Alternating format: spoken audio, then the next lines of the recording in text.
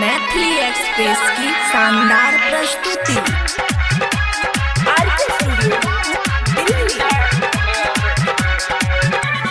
अखिया में काजर वाली साली छिए बाहर वाली,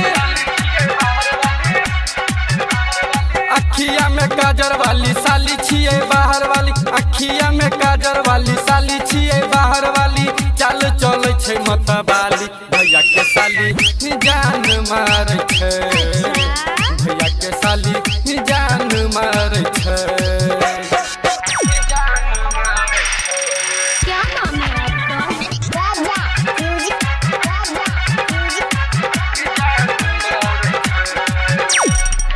चेहरा लगै छै कर बड़ी लहजबाब रे,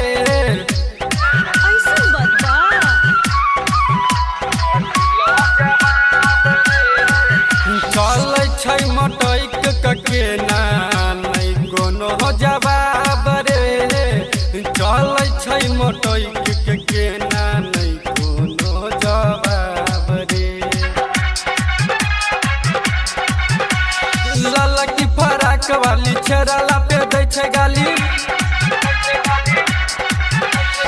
ललकी फराक वाली छेराला पे दै छै गाली, ललकी फराक वाली छेराला पे दै छै गाली।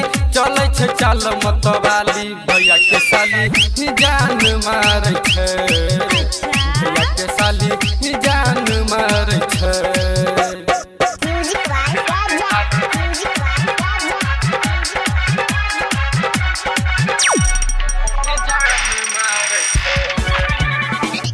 गोरे गोरे गलिया पर शोभे गोतिल रे,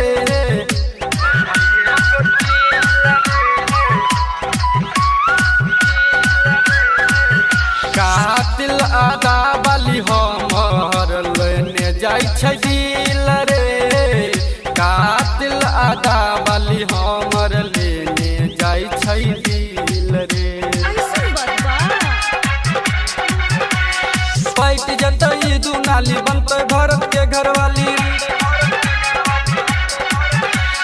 पैट जतई दुनाली बजते दुर्गा नंताली, पैट जतई दुनाली बजते संतोष ताली। चाल चले छै मतवाली भैया के साली जान मार छै, भैया के साली जान मार छै। अखिया में काजर वाली साली छिए बाहर वाली,